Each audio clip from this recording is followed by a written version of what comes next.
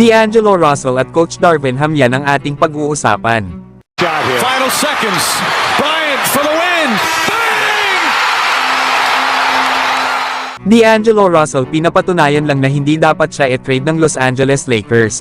Paano ba naman ay nang ibabaw ito sa naging panalo nila laban sa Chicago Bulls sa score na 141-132. Pang all-star level na nga mga idol ang ipinapakita ni D'Lo simula nang uminit ang mga trade rumors dito.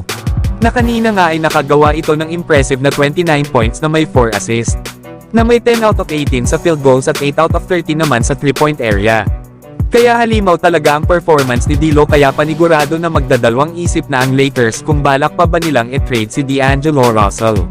Nabukod naman dito mga idol ay naging balance ang opensa ng Lakers. Dahil 7 sa kanilang mga players ang nakagawa ng double digits. Lalo na dito kay LeBron James na may double-double 25 points at 12 assists. At Anthony Davis din na may double-double 22 points na may 11 rebounds. At Austin Reeves na may 20 points at 8 assists. Maganda naman mga idol ang ipinakita ng mga players ng Chicago Bulls, lalo na itong si DeMar DeRozan. Na nakagawa nga ito ng double-double 32 points na may 10 assists.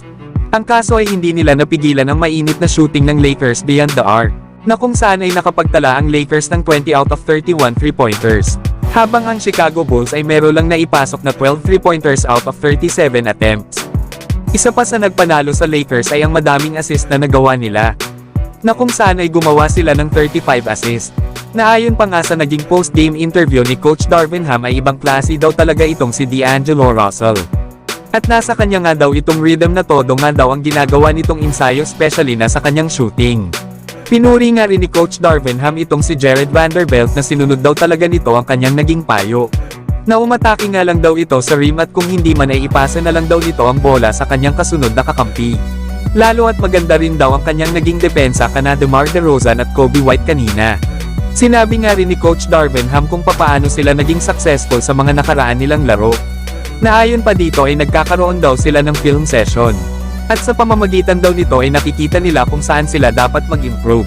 Kaya in-evaluate nga daw nila ang kanilang mga sarili para mas maging mahusay pa at mapanatili ang ganitong performance.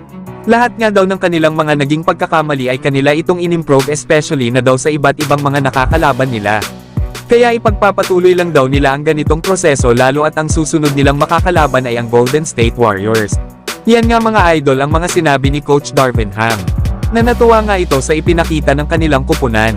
Na dapat lang naman talaga na maipanalo nila ang naging laban nila kanina sa Chicago Bulls. Dahil ang susunod na 6 na laro ng Lakers ay gaganapin na sa road games. Kaya hindi rin ito magiging madali para sa kanilang kupunan.